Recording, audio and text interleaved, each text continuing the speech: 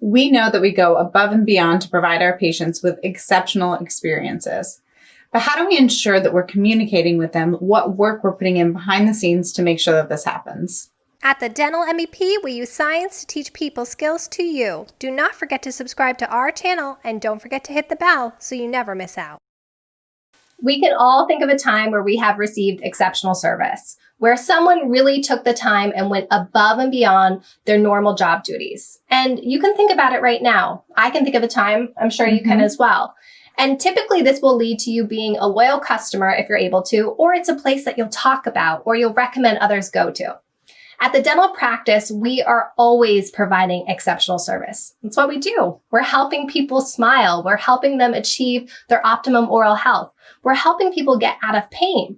But sometimes when we do above and beyond things, our patients might not know it. They might be perceiving it as us just doing our job, because a lot of times it's behind the scenes. When a patient calls and says, hey, can you get my entire family in together for our appointment? It's like, of course we can.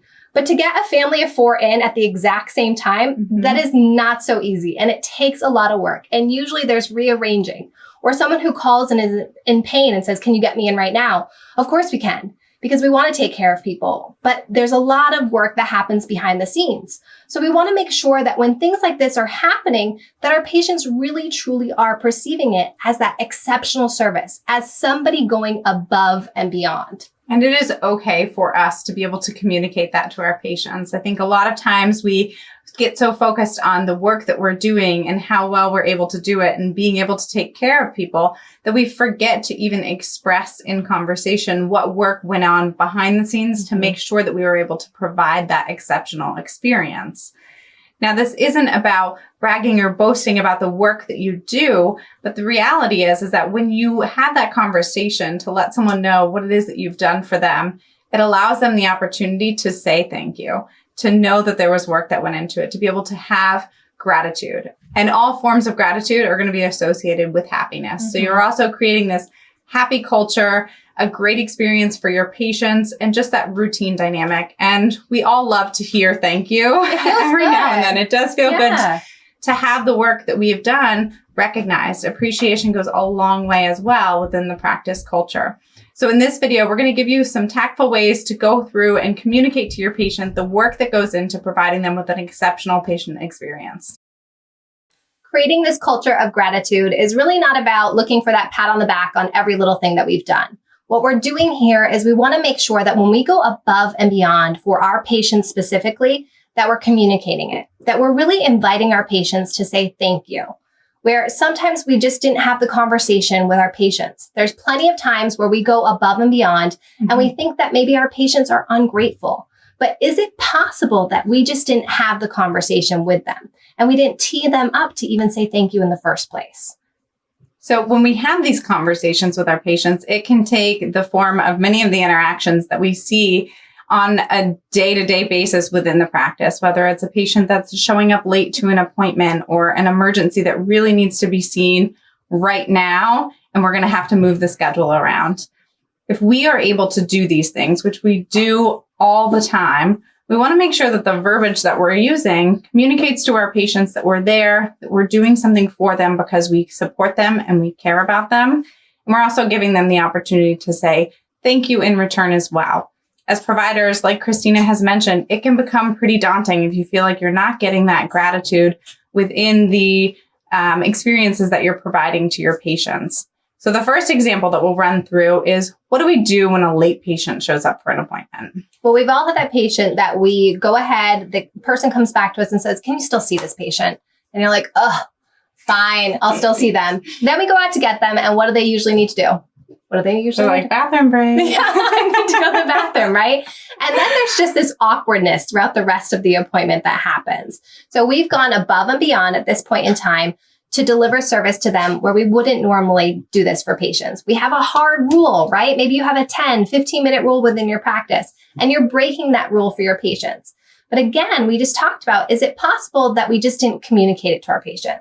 That our patient isn't necessarily taking us for granted, but we're not communicating to them that this is specific for them.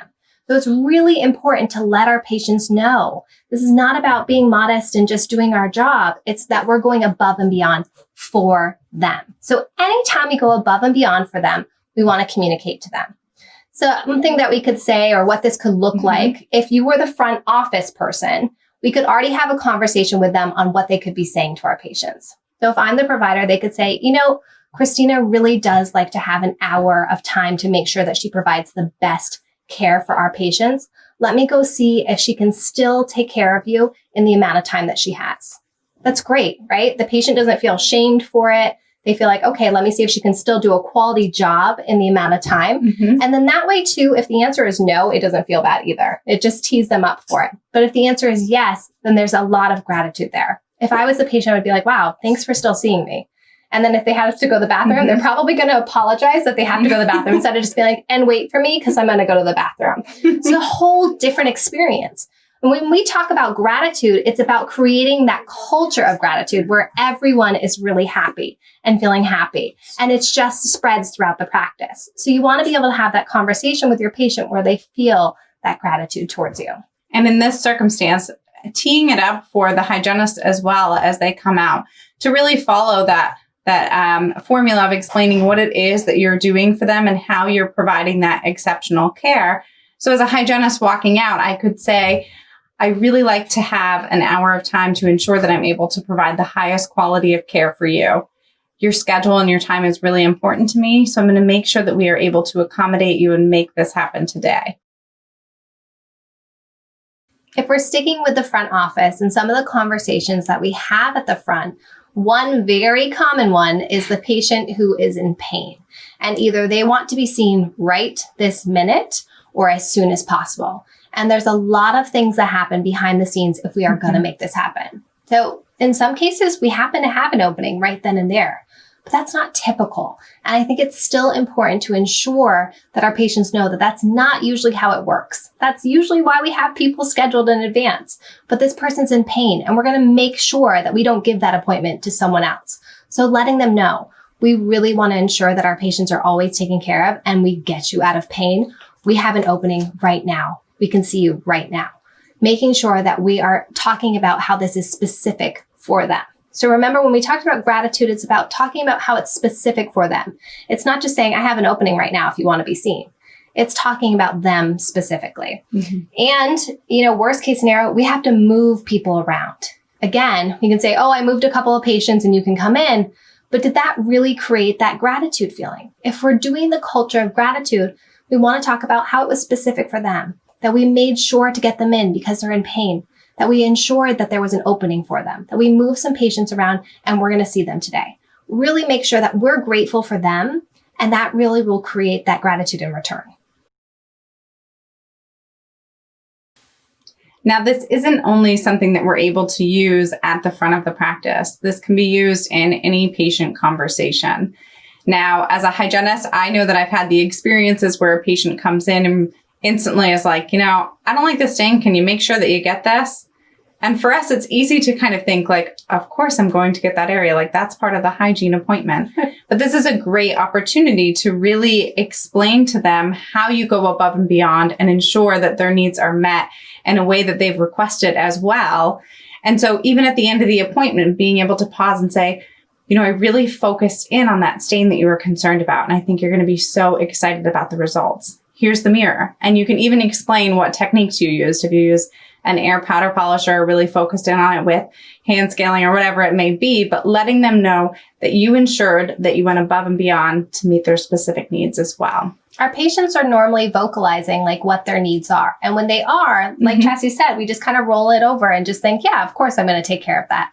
But this is that time of gratitude to create that culture and make sure that we're recognizing their needs, that we're verbalizing to them, hey, I heard you, and I also made sure to do what you asked of me. And that really will create that culture of gratitude. This happens in the dentist chair too. If you have a patient in for an exam and say we diagnosed a crown and the patient says, hey, my schedule has been really crazy. Can you just get it done today? first and foremost, we get really excited when that happens. We're like, yes, we get to get this crown done today. And that's that gratitude. It goes both ways. We're super excited that this patient is here, they're being seen, and they want to have their treatment done today. So we do everything behind the scenes to make it happen. And we forget about the fact that the patient is also asking for this. And it's important to let them know that we're going to make sure this happens for you, that we have another room available that will be ready in a couple minutes. We're going to make sure that you're taken care of because we respect your schedule. And if you've got time today, we're going to make sure it's done today. And that really creates that like, wow, thank you. Thanks for making this happen. And like we all can remember, those are those experiences that make us those loyal customers, that make us want to go back, that make us talk about it to others. Those exceptional experiences where we felt really special for a moment. So if we think about those moments where we really feel like we may not be getting the appreciation or the recognition for the effort that we're putting in, really pause. Are you communicating it to your patients what it is that you're doing? This is a wonderful opportunity to just change a little bit of the way that we have these conversations, the verbiage that we use. And like Christina said, it's a great way to get referrals as well when people have these wonderful experiences because they've been able to experience a good team culture, a good practice culture. They tell friends about it, they tell families, and they also tell you. So they are more than happy to write that positive review or to say thank you. So really make sure that these are conversations that you're having within the practice. So I'm going to give you a challenge from here on out in those situations where maybe you're feeling like a patient was ungrateful, or you're feeling a little bit of animosity, or feeling like, oh, if only they knew how hard I worked, or any of that comes up. Try approaching the conversation with communicating a way that will deliver gratitude. Show them how you are appreciative of them and that you're listening to their needs. And I hope in return you get more thank yous.